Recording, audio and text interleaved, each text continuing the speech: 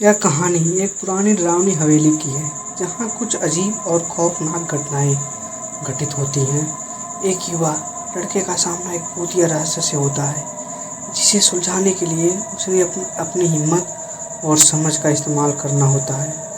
हवेली में पुरानी घटनाओं का पर्दाफाश करते हुए अपने भय और रोमांच से भरी हुई है। राहुल एक 20 साल का युवक था जो अपने माता पिता के साथ एक छोटे से गांव में रहता था। गांव के बाहरी हिस्से में एक पुरानी खंडहर जैसी हवेली थी जिसे लोग भूतिया हवेली कहते थे।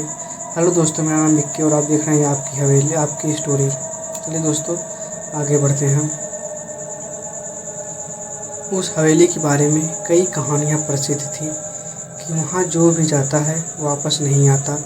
लोग कहते हैं कि वहाँ भूतों का वास है और कोई भी उस हवेली के पास रात में जाने की हिम्मत नहीं करता।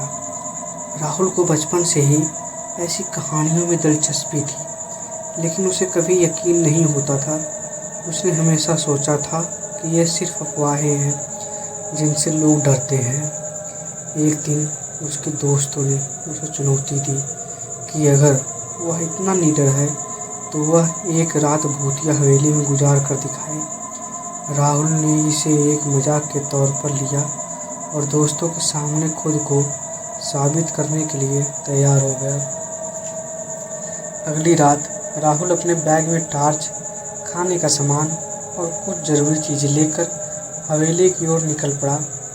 हवेली के पास पहुंचते ही उसे अजीब सी ठंड महसूस होने लगी। हवेली बेहद पुरानी और जर्जर हालत में थी। उसकी दीवारों पर काई लगी हुई थी और खिड़कियां टूटी हुई थी। हवेली के अंदर घुसते ही राहुल के कदम खुद ब खुद रुक गए। अंदर का माहौल बहुत ही भयानक था। चारों तरफ गहरा अंधेरा था और हवेली के हर कोने से अजीब आवाज़ें आ रही थी, मानो कोई उसे देख रहा हो। राहुल ने टॉर्च जलाकर आगे बढ़ना शुरू किया। जैसे जैसे वह हवेली के अंदर गहराई में जाता गया वैसे वैसे उसे वहाँ की हवा भारी लगने लगी। अचानक एक कमरा उसके सामने आया जिसकी दीवारों पर अजीब आकृतियाँ उकेरी हुई थी।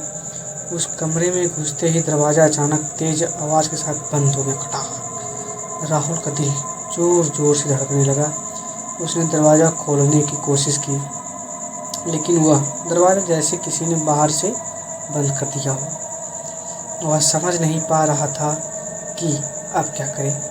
तभी उसे पीछे से किसी के कदमों की आहट सुनाई दी।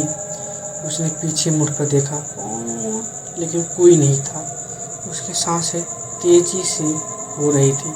अचानक उसे महसूस हुआ कि कोई उसके कंधे पर हाथ रखा है। उसने झटके से पीछे देखा, लेकिन वहाँ कुछ भी नहीं था। डर के मारे राहुल का गला सूखने लगा। तभी उसे कमरे के कोने से एक हल्की सी आवाज़ सुनाई दी, जैसे कोई बुदबुदा रहा हो। वह धीरे धीरे उस दिशा में बढ़ा।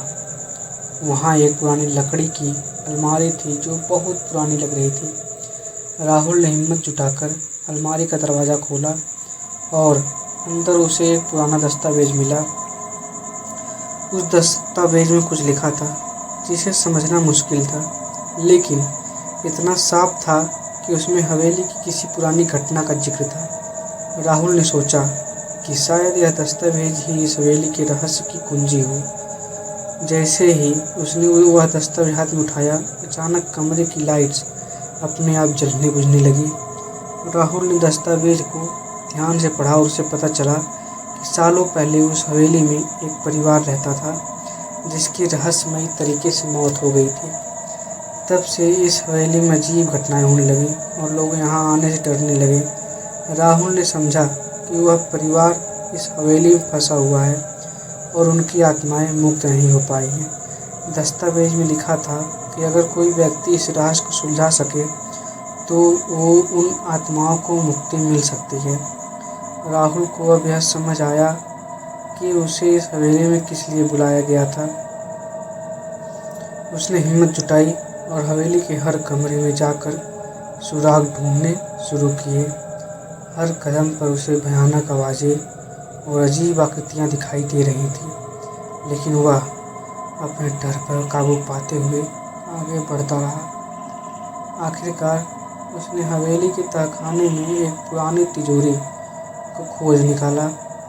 तिजोरी के अंदर वह गहने और चीज़ें मिली जो उस परिवार की थी। जैसे ही राहुल ने उन चीज़ों को बाहर निकाला और उन्हें ठीक तरीके से रख दिया, अचानक हवेली के चारों ओर का माहौल बदल गया। हवेली में भटक रही आत्माओं ने उसे धन्यवाद कहा और धीरे धीरे सब कुछ सामान्य हो गया।